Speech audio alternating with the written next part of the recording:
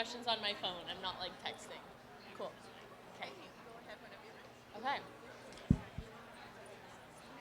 Hello. How fun. Hello. Um, so we just got done with your talk on Yeah. science of homelessness. Yeah. And I just am wondering if you could provide just a brief overview of, first of all, the work that you do, Sure. and then kind of your contribution to your talk. Yeah, thank you. Well, hello everyone. My name is Colleen Echo Hawk. I'm an enrolled member of the Pawnee Nation of Oklahoma. I also belong to the Upper Otna Athabascan people. I come from a long group of ancestors who were indigenous scientists and taught me much about indigenous ways of knowing and knowledge, which contribute to the work that I do now as the executive director of the Chi Seattle Club and the founder of the Coalition to End Urban Indigenous Homelessness. We founded this organization because Native people have the highest rates of homelessness around the country. And we really realized that if as Native community, if we did not engage in the struggle with our relatives who are experiencing homelessness, then we would continue to see Native people having high rates of homelessness. And so that was part of my contribution in our conversation in the panel, but I also wanted to continue to bring up some of the issues that we have within data systems that contribute to how we understand homelessness and also how the funds are distributed with homelessness. So we talked a little bit about the point in time count, which has some immense flaws as a data as collecting data. And then we also talked about if we don't have people of color and Native people who are actually interpreting that data, then we will continue to not get data that's actually going to correctly inform our policies and inform the funding that goes along with those policies.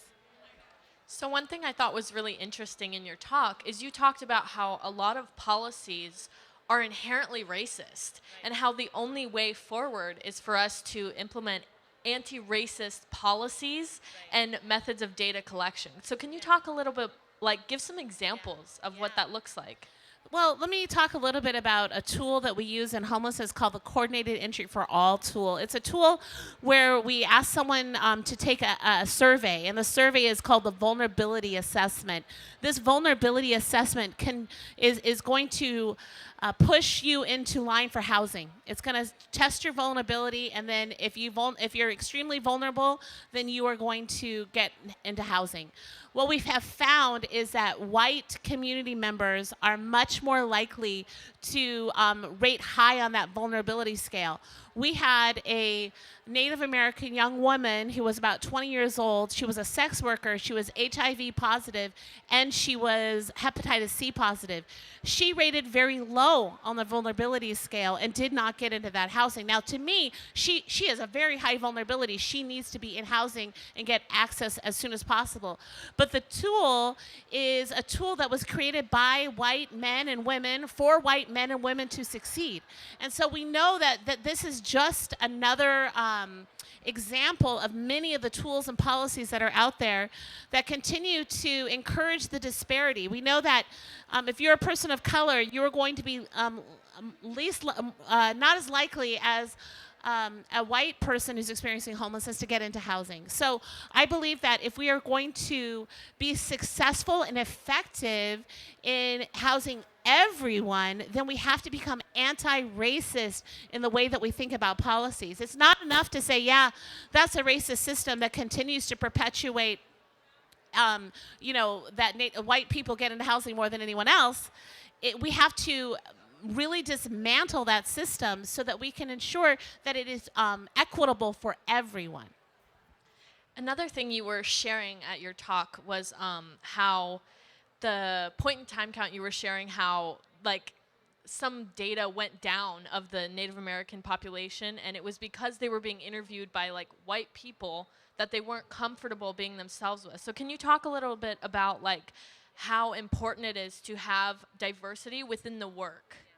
So one thing that is clear for Native people is that we don't really have a lot of trust in government systems. Like we don't have any reason to, right? So, and we're very smart and brilliant people. So we have learned from the past, and we know that government systems have failed us in housing over and over again. And so when our relatives are out there and they're taking a survey that is going to inform our data systems around how many people are actually out on the streets experiencing homelessness, they are not going to, well, many of them are going to have a hard time identifying as Native. They will get misclassified in the data. They may use mixed race instead of Native American or Alaska Native. And so that right away is a problem because in Seattle, we didn't have a good mechanism for breaking down that data. The second thing that happens is that in that year, we were not allowed to survey at American Indian Alaska Native organizations. So the surveys were happening out in the street by mostly non-Native or non-POC, non-people of color, were doing these surveys. And we saw an incredible decrease of the amount of Native people who were experiencing homelessness in the data. We knew that that was wrong. The data system was completely messed up. And so since then, we've had to really get into those policy meetings and into those committees. We've embedded Native people into all of those committees so that we can continue to work against those policies that have really harmed our community. So that's lovely, and thank you so much for sharing like the impact of not having diversity within the work because it's huge, so huge, and people don't realize it. So another thing that's really interesting is like a lot of people, one thing I thought was really interesting at the talk that kind of collaboratively you guys were all sharing is that people that have no idea how homelessness works, don't know anything about homelessness, will come to it with all these solutions. Yeah. They're like, I've got the answer to homelessness right here, and have never been involved in the work. Yeah. So and that is a tremendous issue, but it's like one of those both and situations, right? We need new solutions. We need innovation. We need engineers and scientists to be thinking about how we solve for homelessness. But if it is only done by you and not with community and not with people who have experienced homelessness, we will not be effective in that innovation. And so it is really important as we think about solutions for homelessness that we work with community and in collaboration with each other, with true partnerships, with true sustainable partnerships. One problem that we often have in the homeless community is like, listen, we've got 6 months of funding and we're gonna try to do all that. That is not sustainable work. And so we have to be committed for the long haul. This is one of the biggest crises in our country right now is housing instability and the lack of affordable housing. So it is incredibly important for every single one of us who cares about this human crisis to get behind finding ways of innovation and new solutions, but we have to do it with the community. Thank you. Thank you. So can you share a little bit of some difficulties you're experiencing, particularly just in your work, where you have got some shortcomings where maybe other people could fill those gaps? You know, I think the biggest thing is building enough housing and doing it quick enough. We have incredible processes in the city of Seattle, and not just city of Seattle, but King County and all across the Pacific Northwest, where it is hard to build and it's hard and it's very, very expensive. And so I think that part of the solutions we're going to have to be dealing with in the next 5 and 10, 15 years is how we build truly low-income housing that is affordable. And it is something that I'm thinking about a lot. We just pushed in 24 units of modular housing. They were basically old FEMA trailers, and we remodeled those. And that was for about $3 million in collaboration with King County. We were able to house 34 people. So, and those are going to be sustainable and long-lasting. And so that to me seemed like a really nice way to think about a new innovation. But there is not one solution to our housing crisis. It'll be many solutions. And so it's important for us to be looking at every opportunity and not closing the door on anything. How can we be, you talked also at your you talked a bit about housing first, I believe, and can you talk a little bit about why housing first is so powerful and it challenges the traditional notion of, well, if someone's doing drugs, we can't let them have housing because, X, Y, and Z. Housing first is this principle that says that if that a person is out there experiencing homelessness and they may be experiencing an addiction issue or a mental health issue, the first solution is to get them into housing and to meet them where they're at, to push aside all barriers and say, no matter where you're at right now, no matter what's going on with you, we are going to get you into housing. And we have seen this be incredibly successful. The data shows that people who move into housing first programs are much more likely to stay out of homelessness and move into permanent housing. And so it is an effective, data-proven solution. However, it is hard. It is hard, when you move someone in who's has extreme mental health crises going on. It can be very hard to move them in, and it is very expensive. But it is a correct and right solution. If for those of us who care so much about the human experience and say that it's not just about me, it's just not about my own comfortability, it's not just about my own children or my family, but everybody matters, then it is crucial for us to build that kind of housing. And housing first is a proven practice now. But we're in kind of a crisis moment. We have an administration right now that doesn't believe that it is, but the science is showing and continues to show that housing first is the most effective method for bringing someone into stability. Thank you. Thank you. I think compassion is so important in this work. And I think it can take a long time. When you first go into this work, you're like, I want to help people, period, which is beautiful. But then how can you develop compassion and open yourself up if you're not necessarily a part of this work? I think it's just understanding that every single one of those folks out there experiencing homelessness matters, that they all have families and stories and aunties and uncles and are beautiful, wonderful people. I love to tell this story where I had this individual that was working with us at my organization, the Chief Seattle Club. He'd been experiencing homelessness for a long time. He fell into homelessness after he had been in prison. And that is a real crisis that we have in our country, is that many people come out of prison without a reentry system that works. And we know that prison is really problematic, where we have many more people of color who are in prison and then they become homeless. And it's a true crisis. And so this individual came out of prison and became homeless. And he was homeless for several years. We got him into housing. And it was amazing. I was so excited for him.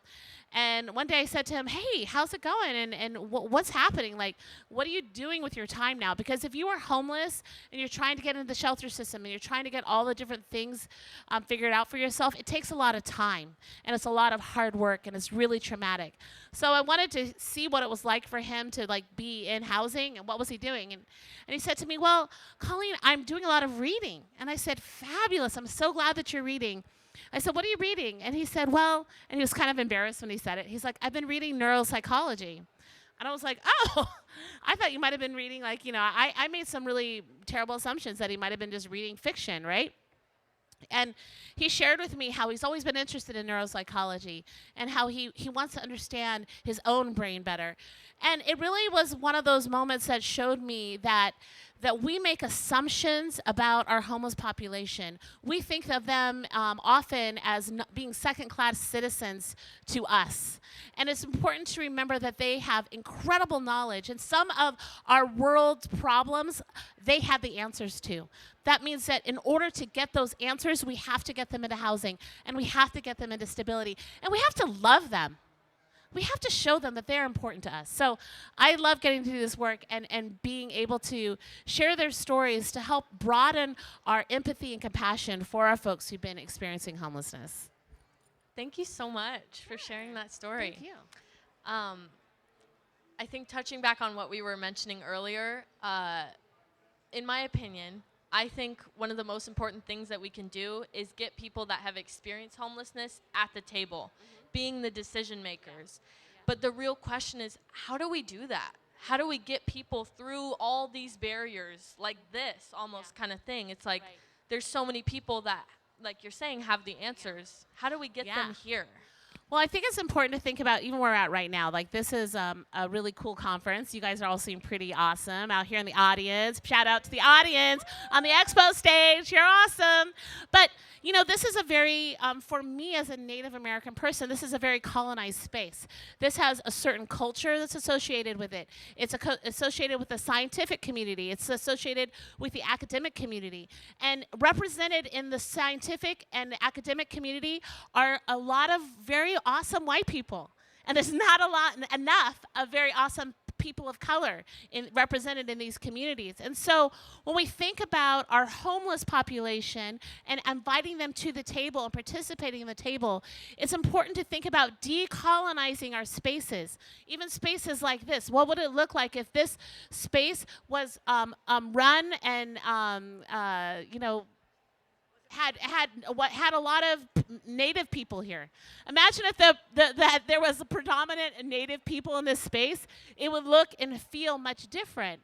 And so that's important for us to think about, and it's important for all of us in these kind of conversations to practice cultural humility. Cultural humility comes from the public health world that says, you know, in order for us to be successful in our work as academics and scientists, it's important for us to not make assumptions and to be ready to learn about someone else's culture and to not think that you can be competent in someone else's culture. That is a misnomer. No one can be competent in someone else's culture, but can you be culturally humble?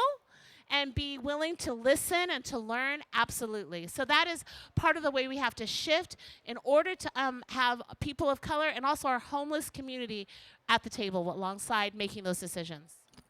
Thank you. Yes. Well, it's wonderful. I love it. I love it personally. Okay, she's letting me rant a lot. I know. I'm like giving her all this space. I love it. Thank you. But so one other thing that people are probably really wondering is like, how can they get involved, and what kind of people do we need, like engineers, or you know, what kind of skills can people bring to this work? Well, we have a huge issue of having correct data and having data systems that truly work for the homeless community. It is a major issue, and it's something that we have to get a lot better at. So that's one. We also, and part of that is metrics. Our metrics that and the way that we collect the data has a lot of room for growth. Let me give you a quick example. In our homeless management information system, we were really pushing them to ask them to have not only a way to classify your race, but if you're Native American, we wanted to be able to show what tribe you're from. So I'm an enrolled member of the Pawnee Nation, and if I want to be in that homeless management information system, I wanted to show that I belong to a tribal nation. Well, they refused us for a very long time until we got had to really, really insist, because if we do not have that classification of tribe, it's a form of erasure. It's a form of saying, nope, you don't belong here. The genocide did work. And so it is important to have those correct classifications within our data systems. But it costs money to do it. People aren't really exactly happy with us for having insisted on that. But it is crucial in order to have the right kind of tools to serve that community member. So that's one way. The other thing is, we have to and I've said it already, but I'll say it one more time. We need people to innovate around housing, and to be open to new ways of housing, and to think about other cultural models of housing. What if we decolonized our housing policies? What if we became devoted to anti-racist housing policies and moved the needle in a really powerful way? That needle has not been pushed enough. We have a tremendous amount of work to do there.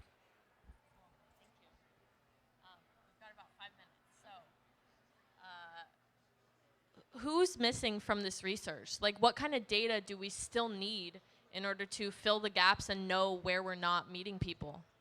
I think what we're missing is actually having the POC folks, people of color, actually involved in creating the data systems. Because if we don't, we continue to see these incredible disparities that are perpetuated by not having the right folks making those decisions. You know, I was recently at the at a conference for the National Congress of American Indians, has held on Monday and Tuesday of this week.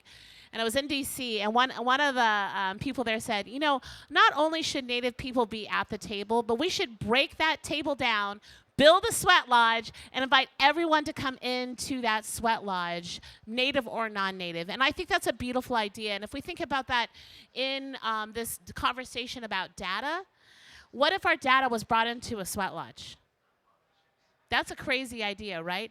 But if we think about the true history of this country, where we're at right now, we are privileged to be on the Coast Salish territories, the Muckleshoot, the Suquamish, the Duwamish. Let me tell you, prior to colonization, they had beautiful housing systems. They understood urban planning in ways that we are still trying to understand. And so it's important for us to be uncomfortable with where we have been, right, with what the data systems look like now. And as my sister, her name is Abigail Echo Hawk. She is the scientific director at the Urban Indian Health Institute. She says it like this: we have to decolonize that data. And so I invite you to follow the hashtag Decolonize Data because there's a lot of interesting things that happen there every day. But to answer your first question, we need everyone. There are many solutions for solving homelessness, and we need everyone's voice there to show up, but it has to be done in collaboration and partnership. I'm wondering if anyone else has any questions. Yes.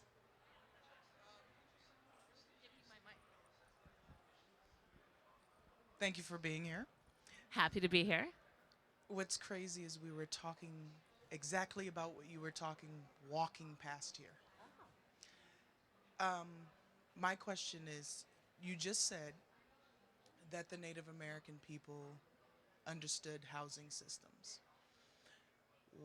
What have you researched, looking back at those housing systems, and how, like, has it been researched, and how can we adapt what they did into today, into the colonized Right. arena of the United States? It has not been researched. I'm talking about it, and I'm really good at getting out there and ranting about something, and and hopefully being an advocate for an idea.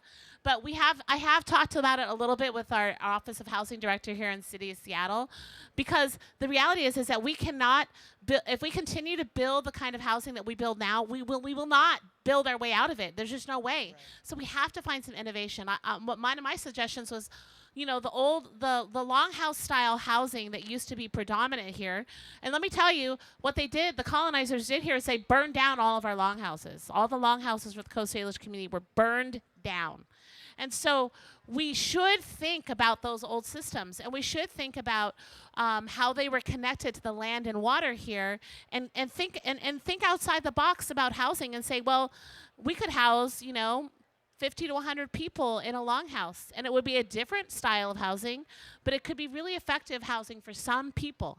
And so that's going to be the challenge for us as we move forward in housing, is to think about new kinds of housing that will work for a certain population or not for a certain population, and be willing to try and pilot new kinds of programs for housing.